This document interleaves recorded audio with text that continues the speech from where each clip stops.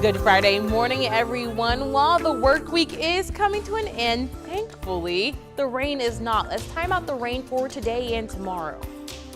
A Warner Robins man is still in the hospital after a Macon hit-and-run accident nearly 3 weeks ago. What we're now learning about the accident as the victim continues to recover. Plus, a Central Georgia standout and star NFL football player dies at 33. How the sports world is now remembering former Denver Bronco Demaryius Thomas. Well, good Friday morning. You're taking a live look over a beautiful downtown Macon. As you can see, it's a little rainy. Those roads out there are wet. The time is now 6:30 a.m. on this December the 10th. Thank you so much for continuing to stay with us. I'm Wanye Reese. You could see that it's raining outside, so before you head out the door, you definitely want to grab your jacket, Taylor. You do. You don't want to be that one with a cracked face with your raincoat missing and you're walking to work soggy, because that's the story for today. We have morning rain that will continue as we head towards your lunchtime. Right now over Macon, still seeing that visibility start to drop because of the fog and the rain combined. Right now, temperatures in the 50s. So a warm morning at that, but slick roads and slick conditions, take your time. Thankfully, this band of heavy rain is really deteriorating as it heads towards our eastern counties. So Milledgeville all the way down towards Dublin, you're starting to see some of that rain start to inch closer and closer to you, but it will be light rain now as that really loses its energy as it moves towards the South Carolina-Georgia border. Now that's all because we have this warm front and this low pressure system bringing the rain into the picture for today. So as you head through the day, temperatures this morning will be in the 50s, but highs today will reach the 70s. Let's talk more about the timing of the rain today and tomorrow. Wanye. Thank you, Taylor. This morning, we're continuing coverage on a Macon hit-and-run accident from nearly 3 weeks ago as the victim remains in the ICU. The accident happened on November the 21st, just before 4 a.m. on Pioneer Avenue at Broadway. The Macon County Sheriff's Office got a report that a Freightliner truck ran into the back of 25-year-old Dylan Wood's car. Deputies say the driver of the Freightliner did not stop after hitting Woods' car. The morning of the accident, Dylan Wood was on his way to work as a non-emergency EMT. After the crash, his boss helped the family set up a GoFundMe account to pay for Woods' medical and living expenses. So far, it's raised more than $20,000. Dylan would just be blown away by just the sheer support and gratitude. I know that he just would be blown away just even by people saying prayers for him. And Woods' boss says the 25-year-old wasn't originally scheduled to work the day of the accident because it was the start of Thanksgiving week. Now, Wood picked up that early morning shift Sunday to take dialysis patients to their appointments. A day after the crash, 47-year-old Cedric Garland turned himself in. He faces charges including serious injury by vehicle and hit and run. A sad story to share with you this morning. Right now, the sports world mourns the loss of a star Central Georgia football player who became a Super Bowl champion in the NFL. Last night, a family member of Demaryius Thomas confirmed to our Denver station that the 33-year-old former Bronco died. Now, Thomas has been living in Roswell, just north of Atlanta. The police department there told our Denver station that someone found Thomas dead in his home. They believe a medical problem led to his death, possibly tied to a car wreck 2 years ago. Thomas played high school ball at West Lawrence, that's near Dublin, and college ball at Georgia Tech. He went to the Denver Broncos in the first round of the 2010 draft and played there for the majority of his NFL career, winning Super Bowl 50 in 2016. He announced his retirement from the league earlier this year in June. As news broke of the star football player's death, condolences from the NFL community began pouring in. Former Broncos linebacker Brandon Marshall says, "Love forever, bro," and shared this photo of him and Thomas.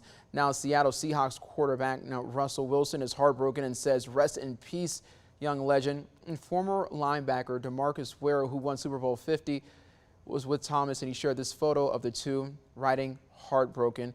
A former Patriots wide receiver who briefly played for Denver Welder shared a similar image saying, "Love you, DT." And we'll continue to follow updates to the story on air and also online.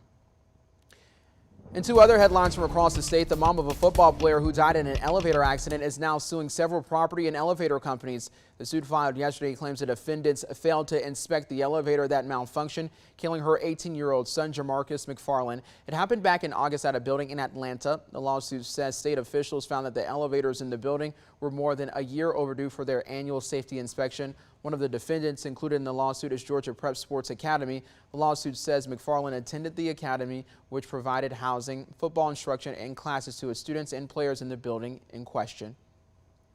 Georgia is now up to 3 confirmed cases of the Omicron variant in people from the Peach State. The State Department of Public Health says the latest case is someone who lives in Metro Atlanta and has no recent international travel history.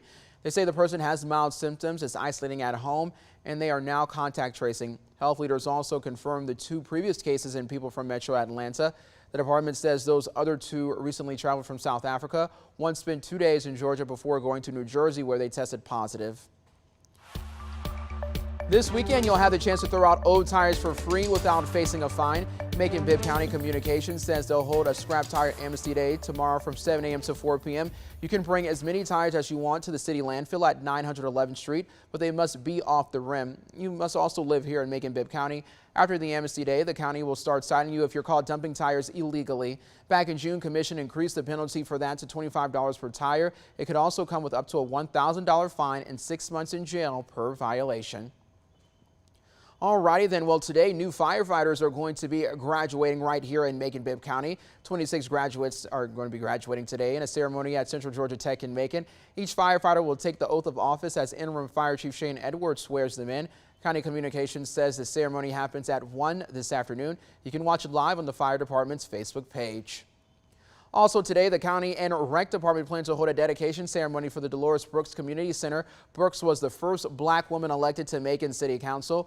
County Communications says it will happen at 11 this morning at the spot on Okmulgee East Boulevard. You can watch it live on the Dolores Brooks Rec Center Facebook page. Back in 2019, the county started phase 2 of improvement projects at the rec center. That included a new entrance for the building, better handicap accessibility, new restrooms, and a new concession stand and bathroom at the baseball fields. Well, the time is now 6:36 a.m. and that's absolutely amazing to see that they are going to be dedicating that building to her. Absolutely a trailblazer, it seems like, in my opinion. I know, I agree. It's so nice to see like people who look like us, like doing big things. I think it really is great. And it's good to have that representation for the kids who are watching and coming up. You know? It is. And that's why me and Wanye do what we do. Oh, yes. That's why we're here. We love it. We love you guys. That's right. Right now in Dublin, you are one of the lucky people. You're staying dry this morning. So the roads are doing pretty well. That's why people are kind of speeding their way to work right now at that traffic stop. Right now, temperatures are in the 50s, so a warm morning that I keep mentioning over and over and over again because we have been really warm this past week or so. We've been spoiled. Temperatures in the 70s and mornings in the 50s. Yeah, don't get used to that. That's because we have a cold front coming through. Right now, though, it's just rain from a low pressure system moving through the area. It's a light rain as it moves through Irvington, heading towards Dublin, so you won't stay dry for long. I'm sorry there to our friends in Lawrence County. Now, this low pressure system is going to be pretty much the thing that gives us the rain all day. So here's the timing as we head through the mid-morning to late morning. Rain is still possible, especially for places north of Macon. We could still see some scattered shower activity through your lunchtime hour, but most of that will be gone by the time we head towards your evening commute. So no need to worry about slick roads as we head towards that time. Temperatures will be in the 70s, so a very nice day. We could maybe see an overnight shower or 2 for your Saturday. That's all ahead of a cold front that could bring a chance for some isolated storms into the area. So as we head towards Saturday night, the Storms Prediction Center has issued a level 1 out of 5 risk for severe weather. The main threat is damaging winds up to 60 miles an hour. A brief tornado can't be ruled out, but it's pretty much on the low end. We definitely will, though, see some heavy rain within this band of storms. Now, I want you to take note that this is going to happen during the evening hours. So have multiple ways of getting information because you may get caught up in a severe storm, and I want you to be aware of it when you are at home. You may be asleep during this time. So around 7 p.m. we will have some storms starting to roll into our northern half of the area. That's where that line will most likely be the strongest for your Saturday. You can even see some of that red inside of this line for this one model showing that's heavier rain in the forecast. Again, that area right here is where we are seeing the potential possibly for severe storms. That line of storms start moving through the area, so by 8 or 9 p.m., the southern half of the area will start getting in on the rain action. Thankfully, that line of storms will start to break apart as it moves through central Georgia. So the severe threat for our southern counties really isn't there for tomorrow, but you will get some bands of heavy rain. Now, heading into Sunday, this cold front starts to move out of the way and actually leaves us pretty dry for that. But of course, behind any cold front is usually cold air. So we will get some rain up to maybe an inch here in Macon, but the bigger story is the cold temperatures heading into next week. So for tomorrow, we're going to be in the mid 70s,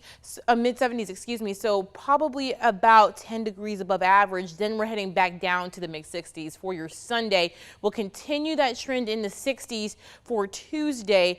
But as we head into the rest of your week, we will start another warming trend. So for today, expect some more rain this morning, maybe into the early afternoon. That will stop. And then cold front of the week is going to bring that rain chance for Saturday. Heading into Sunday, that's where that sunshine starts to return. Temperatures back into the 60s. Very seasonable for this time of year. We're going to start a gradual warming trend, but temperatures in the morning will be in the 30s starting on Monday, but back into the 70s as we head towards mid to late week. We're back after the break.